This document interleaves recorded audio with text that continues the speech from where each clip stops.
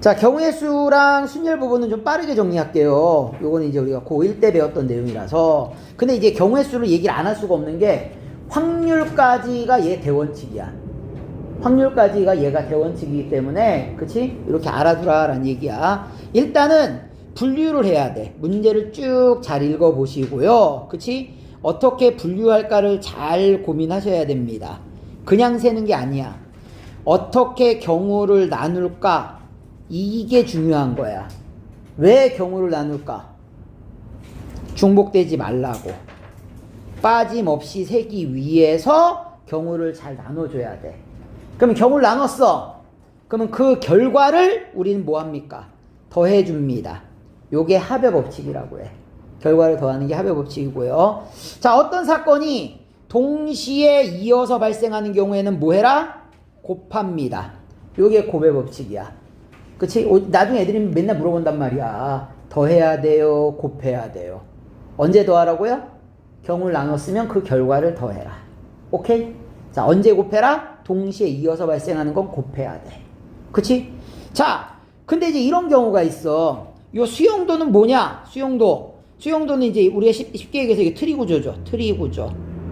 이렇게 가는 거야. 그치? 이렇게 가는 게 수용도인데, 수용도는 주로 이런 내용들이 많이 등장을 합니다. 이 자리엔 넌 안 돼. 이게 뭔 소리냐? 뭔 제약 조건이 더럽게 많은 거야. 뭔 제약 조건이 더럽게 많은 거야. 자, 이 자리엔 뭐가 들어가면 안 되고, 이 자리엔 뭐가 들어가면 안 되고, 이 자리엔 뭐가 들어가면 안 되고, 이런 것들 있지 않냐. 그래서 예전에 수능에 나왔을 때는 대표적인 예가 있었습니다.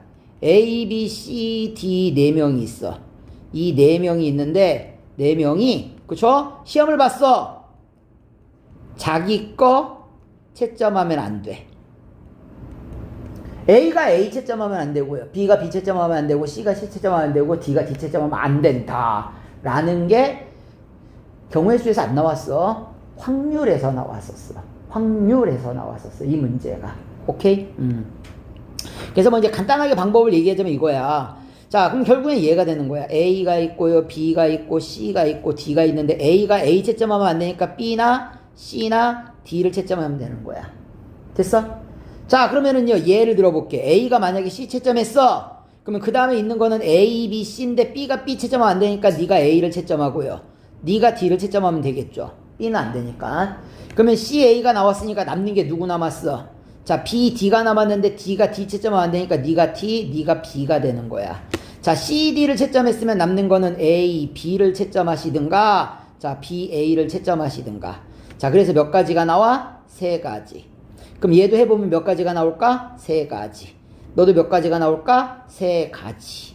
자, 전부 다 더하면 몇 가지? 9가지가 됩니다. 그래서 요거를 또 다른 말로는 완전순열,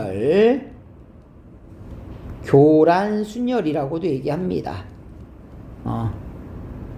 됐어? 요거는 뭐 한 4개까지만 외우세요. 5개까지 나온 적이 거의 없어서. 그치? 하나, 두 개, 3개, 4개 또 너무 작어. 그래서 맨날 4개야. 아, 지겨워 죽겠어. 맨날 4개야. 그래서 이제 이렇게 된다라는 거 알아둘 수 있도록 하고요. 자, 우리가 문제를 구하다 보면 이런 경우가 있어. 경우가 너무 복잡해. 아니면 경우가 너무 많어. 자, 첫 번째는 뭘까요? 경우가 너무 복잡하거나 경우가 너무 많어. 뭘까? 내가 삽질할 확률이 높아. 문제를 잘못 읽은 거야. 다시 읽어봐. 오케이? 그렇게까지 복잡할 일이 많지는 않을 거야. 그치? 일단 1순위는 내가 잘못 읽은 경우야. 그치? 만약에 그게 아니라고 하면은, 나는 반대 경우로 가시면 됩니다. 요걸 우리가 여집합 여사건이라고 하죠. 여집합 여사건이라고 얘기를 해. 자, 그러면 반대 경우에 보면은 우리가 이제 어떤 용어가 제일 많이 쓰이느냐? 뭐 맨날 나오는 용어가 있어요. 적어도. 그치? 적어도라는 말이 나오면 그냥 무조건 반대로 가세요.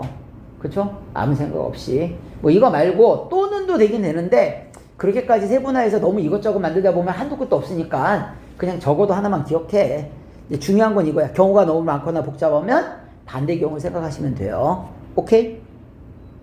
자, 집을 방법수 그냥 넘어갑시다. 오케이? 이건 뭐 고1 때나 배우는 거고요. 색칠하는 방법수 이것도 넘어갈게요. 왜냐? 고1 때나 배우는 거지. 이건 뭐 나중에 색칠하는 거는 딴 거 나와요. 여기서는. 여기서 색칠하는 게 안 나오진 않아. 나오긴 나오는데 그치? 고1 때 배우는 방법이 안 나와. 딴 게 나오니까 딴 거 얘기할게요. 자, 여기서 보면은 1번 이렇게 돼 있어요. 아래쪽 그림과 같이 도로망이 있습니다. 갑을 두 사람이 강남에서 시청까지 또는 잠실을 통과해서 청량리로 간답니다. 자, 강남에서 청량리로 가고자 하는 방법의 수는 첫 번째, 자, 강남에서 시청을 거쳐서 청량리로 가는 경우가 있고요. 두 번째는 강남에서 잠실을 거쳐 청량리로 가는 경우가 있습니다. 경우를 나눴지?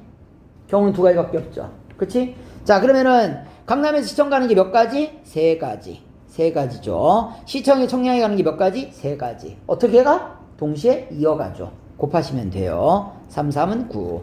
자, 강남에서 잠실 가는 거 두 가지. 잠실에 청량리에 가는 거 두 가지죠? 따라서 두 가지 곱하면 되니까 네 가지. 자, 경우를 나눴으니까 그 결과를 뭐 해달라? 더해달라. 13가지가 정답이 됩니다. 됐죠? 자, 두 번째는 이제 이런 거예요. 같은 색을 두 번 칠해도 된다. 이렇게 나와 있는데요. 얘는 이제 경우를 나누는 거야. 이게 뭐 어떤 문제냐면 이거랑 똑같은 거야. 이거 맨날 나오는 문제인데, 그림은 교과서에서 갖고 왔습니다. 이 그림은.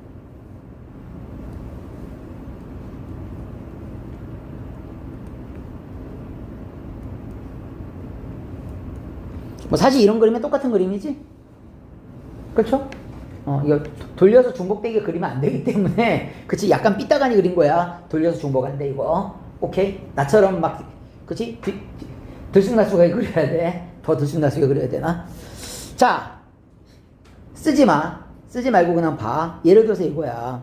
자, 5가지 색으로 내가 칠하려고 합니다. 그쵸? 자, 서로 다른 색을 칠할 때에 칠하는 방법은, 그러니까 이웃하는 데는 서로 다른 색 칠하는 거야. 같은 색 두 번 사용할 수 있고요. 왜 칠하지 말냐면은, 봐봐. 일단 들어봐봐.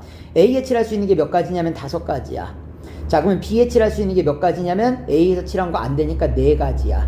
자, C에서 칠한 거는, B에서 칠한 게 안 되죠. 그러니까 넌 4가지라고 생각할 수 있는데, 문제는 D가 문제가 되는 거야. 왜 D가 문제냐? 이놈이 만약에 C라는 놈이 A랑 같아질 수도 있는 거잖아. C라는 놈이 A랑 같으면은, 그치? D에는 A, C에 들어간 색깔 말고 B에 들어간 색깔 말고 두 가지를 제외한 셋 중에 하나 들어가면 돼. 근데 만약에 C가 A랑 달라.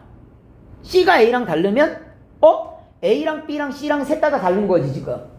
이 세 가지 색을 제외한 나머지 몇 개만 들어갈 수 있어? 2개만 들어갈 수 있어. 따라서 이 문제는요, 경우를 나누셔야 됩니다. 그래서 자, 첫 번째는 어떤 경우냐? A랑 C랑 같은 경우고요. 두 번째는 A랑 C랑 다른 경우입니다. 자, 그럼 내가 넣어볼게. A, B, C, D 칠하는 거고요. 너 A, B, C, D 칠하는 거야. A에 칠할 수 있는 게 5개.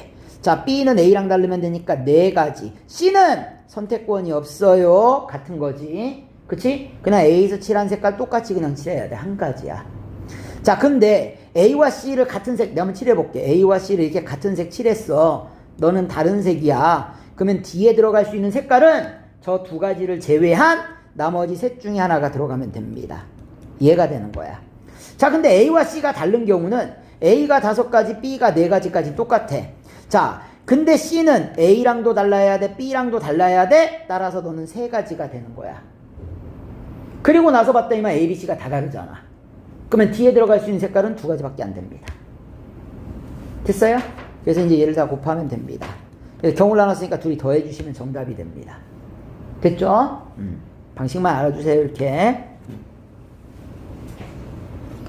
자, 그러면 볼게. 다음으로 넘어가겠습니다. 뭐 이제 경우가 이렇게 나눠진다는 얘기야. 한번 좀 정리하세요. 요거 이제 그 고1 거에서 보면 그림 색칠하는 거에서 제일 많이 나오는 스타일이야. 근데 나중에 수능 때도 봐라.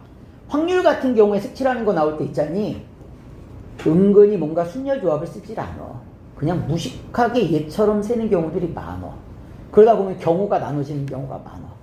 그런 부분들을 잘 생각해야 돼. 그래서 이게 경우가 나눠지는 경우 생각해 보시라고 얘를 얘기를 한 거야. 오케이?